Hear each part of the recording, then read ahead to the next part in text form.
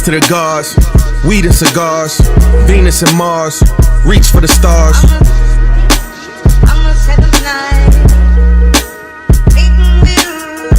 Everything authentic about me, ain't nothing fake. Picture hurdles, we is running and jumping gates. Picture turtles, we is teenagers from the sewer. Drop jewels, I'm a clumsy jeweler. Peace to everybody on planet Earth and everybody across the universe. Right now, you tuned in to Healing Properties with me, Kareem Raquib. Welcome. Now, right now, this is my second episode. Thanks to everybody tuned in to the first one and contacted me and showed love. I appreciate it. That really motivated me to come back and be even more insightful for the second episode. Now, let's get right into it. This second episode, the topic is going to be one that's I really been focusing on and really think it's going to be a powerful way to uplift the people and get us on the right track. And that is utilizing our natural resources.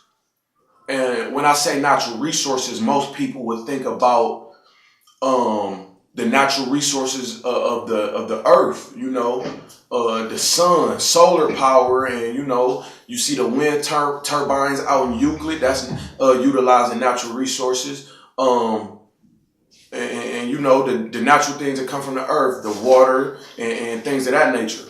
But when I'm really talking about natural resources, I'm talking about the natural resources of the people. Your natural resources, your personal, the things that you can personally do and provide and contribute to make your people better, and to improve on the next generations. So, for example, when you think about our history in America, okay, they teach us that when us coming to America, it was about slavery. That was the initiation of us coming here. And they brought us here, right? Then you have some of our people that believe we was already here. So that's really a big divide with our people. You have the people who believe we came straight from Africa on them boats as slaves, indentured service, however you want to put it, how it originated. And then you have the people who believe we the Aboriginal people. We was already here. And it's a big divide in the culture because of those beliefs and those schools of thought. But in reality, if you really want to look at it, we all the same thing, whether we was already here or whether we came here on a boat from Africa. Because like the great Khalid Muhammad said before he passed away, he said, Africa is not our home. Africa is our throne. You dig? Africa is the mothership.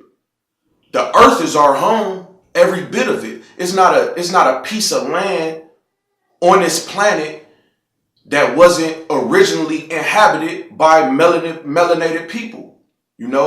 Whether you go from Africa to Australia, the Aborigines of Australia, they all dark skinned with nice, thick, curly hair and wide noses. And then when you go to Mexico, you see the same evidence, South America, period. Then whether it's Asia, So whether you believe that we started in Africa or we started anywhere else, it was us, right? So we need to kill that argument and find the middle ground and really understand it. We all saying the same thing. But the thing is, if we was brought here on a boat or if we was already here, our enemy took and exposed us for our natural resources that we had, right? So if we came from Africa as slaves, they was using our physical bodies, our natural bodies, to benefit them financially. Free labor. When it could have been benefiting us financially. When it was for thousands of years. Hundreds of thousands of years. Right? Whether you believe we were the Aboriginal people and they stole our land, that was our natural resources. We just celebrated Thanksgiving. We taught them how to survive off the land, right? We taught them how to survive off the land. Now we're dependent on them. You see how the tables turn? Now, looking at the problem that we're going through from a different angle, we have to realize we have to get back to that. We have to own our natural resources. We have to own our work ethic. We have to own our ability to manipulate the land to benefit us. You dig? We have to own that. We have to take that back. We have been so inseminated into European culture that we really feel like our only way to succeed is the way they told us, the way they taught us. This is how you succeed. You dig? When in reality, everything they know is from us. Everything they know is from us, and they give it back to us, watered down. Right? So it was 400 years plus of free labor. Free labor. That's why you got these European families that been here and they have generational wealth, because a lot of it was either gained through corruption or slave labor. So when they created their fortune, they wasn't even paying their workers. It was all profit. Okay, that's neither here nor there. I'm the type of person that like to figure out a solution, but first we have to identify the problem. The problem is we in a society that we was brought into as workers. Nothing else. They wanted nothing else but our physical bodies to work. They didn't bring us here to really contribute with our minds. They didn't bring us here to contribute with our ideology or our philosophy. You dig? They brought us here as basically robots. So now we get in a position when we look towards the future and we see, okay, they done figured out they don't have to go kidnap nobody no more. America has figured out they don't have to kidnap these workers, and they can't do it. Now they creating robots. They spending so much money to go on these paying the tops geniuses to create robots to do the work. So this is a fact. Within the next few decades, the employment landscape is gonna be in a messed up situation, because all the manual labor is going to be done by artificial intelligence and robots. All the manual labor, so that's going to leave a void in a lot of the markets to where people from middle class, lower class areas are finding work. Okay? If you from where I'm from and you don't have no type of degree, or sometimes even if you do, you getting into business, you getting into a company where you doing manual labor, you a general laborer, you on the assembly line, you putting something together, you doing something physical. Once they getting them robots on them assembly lines to do that shit, guess what's happening to us? They kicking our ass to the curb. I've done research and find out they really considering making a mandatory monthly income for everybody, because it's going to be no jobs. You dig? But in reality, if we seeing they killing us cold-blooded in the street, we need to figure out how can we survive off ourselves. What can we do? If this shit hit the fan right now,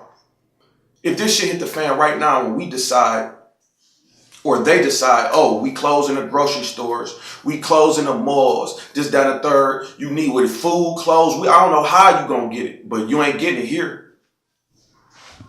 If that happened, then what we gonna do? Can you grow your own food? Can you fish? You dig? Have you learned things outside of what they taught you? Have you taught yourself anything? So when you speak about natural resources and the natural resources of a person, it's basically, what can you do? What can you do that's gonna benefit your people? That's gonna carry y'all on successfully through the generations, right? So the common thing when we think about what we supposed to do, how we gonna win, get you an education. Specifically, get you a college education. You nothing in this society without a college education. This is what they teaching you. This is what they telling you. That's expensive. That's sky high. That's a racket right there. That's a hustle for them. Just like their insurance companies. But they tell you, you need this paperwork. You need this. You need that. And I was at a certain point in time in my life recently where I was like, fuck college. You don't need that. Figure, you know what I'm saying? You don't need that paperwork. You don't have to pay them to learn something. You did? But if we actually gonna win, we do have to play that game. We just have to play it wisely. So now you got people who go to college just to say they went to college. Our people. But in a lot of these other ethnicities, these other races, they make sure when they get their education, it's something that's going to benefit their people. They not just going just to go.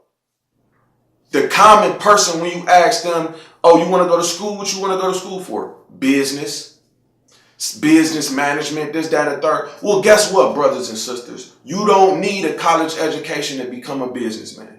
You don't need a college education to become a businesswoman. You did? All the business personalities that we look up to as black people, most of them don't have college educations. Jay-Z don't have a college education. And I can go on and on and on. But they millionaires. So now we need to decide if because there's a lot of people my age, maybe older, that want to go back to school. We need to decide, okay, if I'm going to deal in that game, if I'm going to pay this money to get this paperwork, these degrees, let it be something that can really benefit my people. You dig what I'm saying? I got a son that's in the first grade, and I go up to his school often, and I sit with his teachers often because he having behavior issues. I sit with his principal. I had a discussion with his principal. And I told him it's a young white lady, his teacher, a middle-aged white lady. All through the whole school, all these teachers and administrators are females. But in the school, you have boys and girls. This is not an all-girls school. Why is it an all-female staff? Well, they're not discriminating against men coming in there. It's just not enough men going to school to be teachers, to balance out what's going on in these schools with these kids. There's not enough men, there's not enough black men leaving college with elementary education degrees and different type of education degrees and getting in these schools to help raise these kids and keep educating these kids. Because guess what? If to raise a fully functional child that's ready for this world, of course we all know they need a man and a woman in a household or in their life. So if they spending most of their time in school, these little boys is having a hard time with all these women and no male figures in the school telling them what to do, directing them, guiding them. So a lot of them is in there doing what they want to do. Because their daddy probably ain't at home or in their life for whatever reason. And there's no men in teaching and administrating in school. I bring that up because that's one of the things that if you're going to go to school for, let it be something like that. You know, let it be something like that. Let it be something that's really going to benefit our people, you know. You got a lot of people that go to school, and like I said, they want to get into business, but we got to understand that it's certain things that you can do that you don't even need a degree for. You did? Most of the people I know that own barbershops or own salons, they don't have business degrees. They have the finances to do it. You know what I'm saying? And for those things, we need to let them have that. We don't need y'all degrees for that. You dig? If you want to get in the medical field, that's what you go get your degree for, because we need more righteous people in these hospitals and in these hospice and in these nursing homes looking after our grandparents and our elderly people that's gonna be there, you know what I'm saying, to tend to them. You dig? And that's something that you actually need a degree for to get up in them hospitals and in the medical field. You dig? I see the power that these institutions have, whether it's the medical field, the school system, you know what I'm saying, the criminal justice system. I see the power that they have that they use to work against us, so we have to beat them from the inside.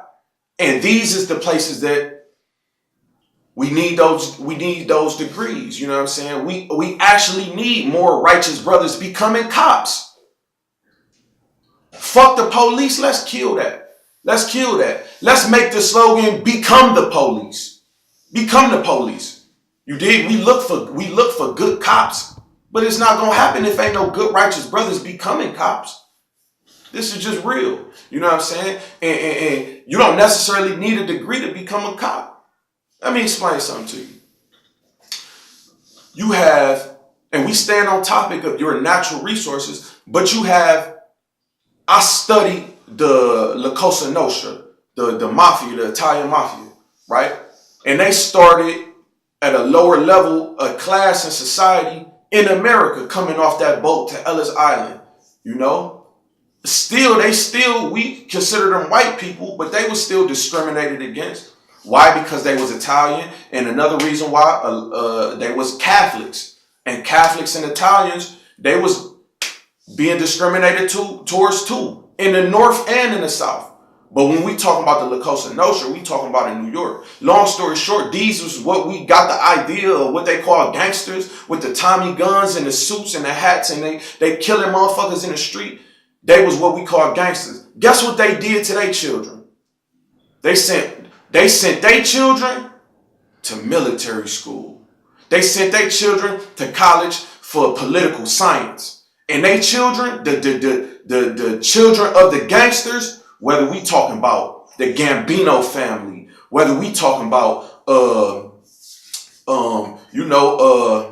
John Gotti and these Italian mobsters, they sent their kids into the police force. They sent their kids into politics. You dig? We want our kids to be just like us. You gonna be a gangster like me.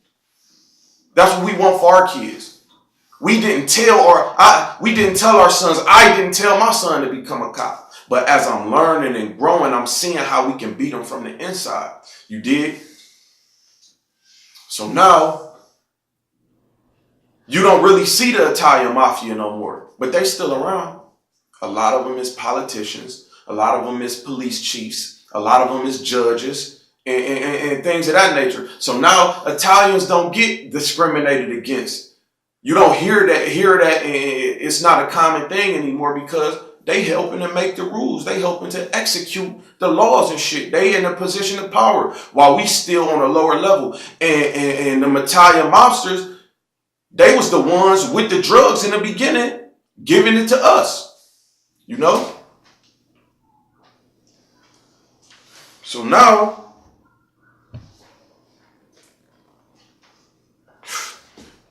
we get to a position where we have to be able to recognize, look at the past and recognize and see how other cultures did things so we could get out of the slump that we in.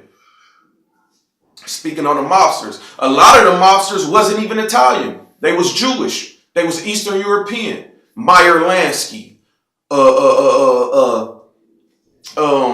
What's his name? Siegel. The guy that invented Vegas, that created Las Vegas. Bugsy Siegel. These was Jews. They was being discriminated against too, but guess what they knew? They was about their people. We against our people. They was about their people though. And somehow now we look and they got their hand in everything. They out of that state of oppression, to be honest. Now it's politically incorrect to say anything just disrespectful about a Jewish person, you know? But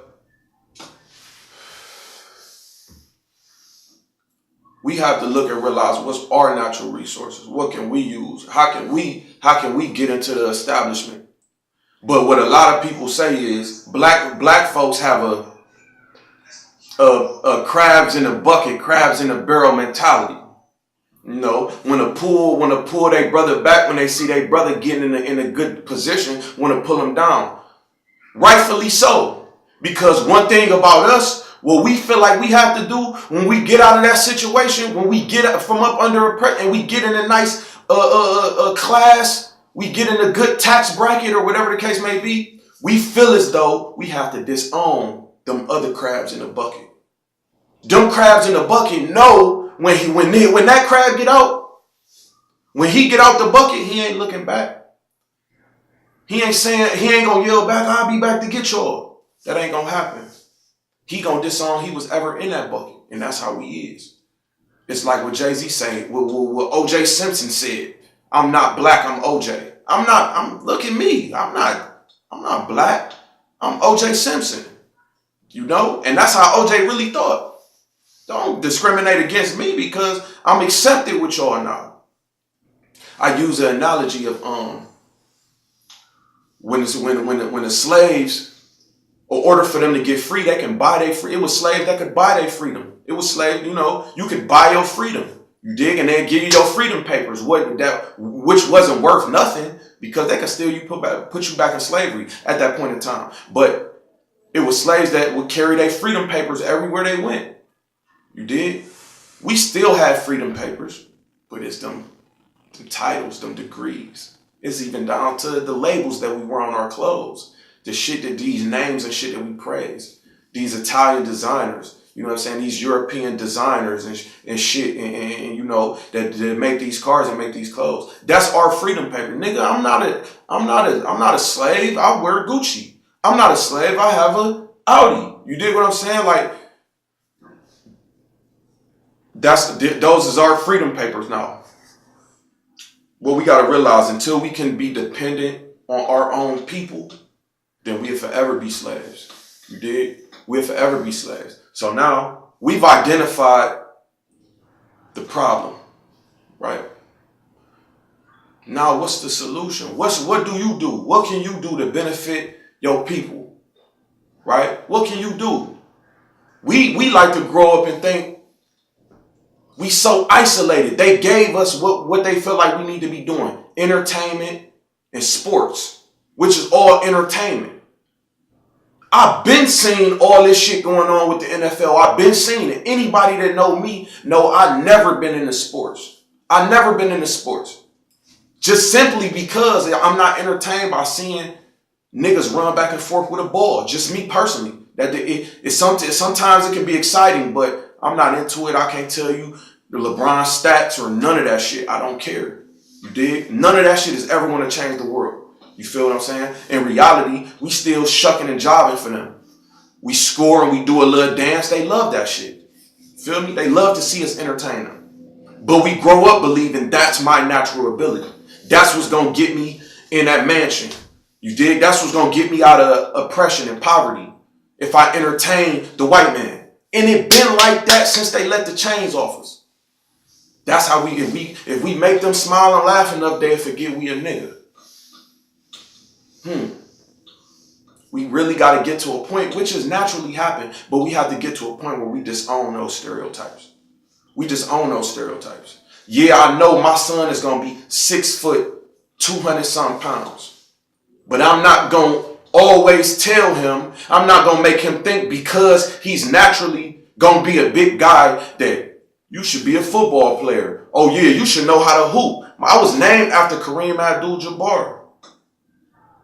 So naturally, motherfuckers that growing up ask me, do I hoop? No, I don't play basketball. No, that doesn't do anything for me. You feel me? And shout out to everybody who do. But I'm speaking on this because I want us to change I want us to shift the culture and change our values. You know what I'm saying? And make other shit important to us. You dig what I'm saying? It's only happening with sports now because niggas is getting tired of being disrespected. Feel me? The money ain't enough now. Niggas is whole shitting on their contracts and kneeling, knowing that they gonna get cut, knowing that they gonna get fired. Colin Kaepernick ain't the only one who did it. It's a lot of athletes that have been doing this. Why? Because the money isn't enough anymore, right? So when the money ain't enough and you tired of running up and down with that ball and getting disrespected, what else can you do? Now it's about your people. Now you have to remember, at the end of the day, I'm still a nigga. So now it's about my people. What can I do? I asked myself this question, you dig? And it led me into learning about cultivation and gardening and becoming a botanist and studying how to grow these vegetables and feed myself and be able to eat off the land, you know? So I've been studying that. And I learned, like I said, I learned about urban gardening. And it's a lot of money in that. And I love to eat. I love all vegetables. I love all fruits. You dig? So that's one thing that I feel like if I can really utilize and put my brain into it and be able to monetize it, I can do a lot for my people and myself. You dig? That's just an idea of the angle you can look at it at. Okay. I know a lot of brothers that's good at fixing on houses and stuff like that. Let's do that. That's no degree needed. For example, the brother that's broadcasting this video to you right now through Hollywood TV, Hollywood Studios.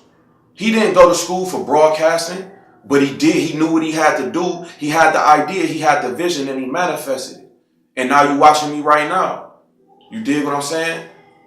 So now we have to realize and really ask ourselves and analyze ourselves and see what we can do. Because it's getting to a point now, we know what we're going through here. But if you look on the news now, you see what's going on in Libya. You see what's going on in Libya. But guess what? This didn't just happen when they start putting it out now. They've been selling Africans over there for decades now. Not maybe specifically Libya, but this has been going on. You dig what I'm saying? Between Africans and Arabs over there for decades, and maybe hundreds, maybe thousands of years. This is real. You dig? If you look at the Muslim religion, the Islamic religion, one of the followers of the Prophet Muhammad, peace and blessings be upon him, he was a slave, right? He was a slave, and he became one of the top ranking people around in Islam. He the one that created calling the Adhan. The call of prayer that you hear before Muslims pray. It was a black slave that invented that. So this has been going on over there for 1,000 years. Maybe longer. So it's new to us now because it went viral. It was all over the internet. But the reason why, please believe the shit that go viral, it's a reason why a lot of this shit go viral. We never really asked who started sharing this first, who put this out first, who taped this, who is showing this. You did? It's a reason why they putting that out there and why it's going viral, because that's to check us, the niggas that's here, the black people that's here, to let us know it's going on over there. Donald Trump is your president. We can make it happen here. Because America is the biggest reason why it's going on as big as it is in Libya right now. So please believe it can happen here. It can happen here. But why is it going on? Because they want our natural resources. They want us. You dig? They want us. It's 1 billion people in Asia. Why they not going over there getting all them Chinese people to be slaves? Why they ain't going over there? Why? Because, I mean, it's a genetic thing. You know how the average Asian person is built small. The average African person is built big. This is real. Outside of the pygmies, you dig? And that's where Asians come from. I digress. So, what we got to realize specifically here, black people in America who are descendants of slaves, who's been here generationally, if you a descendant of slave, I want you to remember one thing, and I'm going to wrap it up after this. Take this with you. If you're a descendant of a slave and you here in America, if your ancestors has been here in America and could have been enslaved, I want you to know you're the pick of the litter. Because of the simple fact, it was selective breeding going on. It was selective breeding going on when we was on them slave plantations. Just like how you do a dog, the pit bulls that we see now are not the pit bulls from 100 years ago. You did? These pit bulls now was bigger, cockier. They jaws bite a little bit harder because it's selective breeding. They was built that way. They was bred that way. They killed the runts and kept the strongest ones and made it them. That's what they did to us. So now You got these brothers jumping faster, jumping higher, running faster, hitting harder than any other race. You did? They know this. We naturally built from that. We the original people.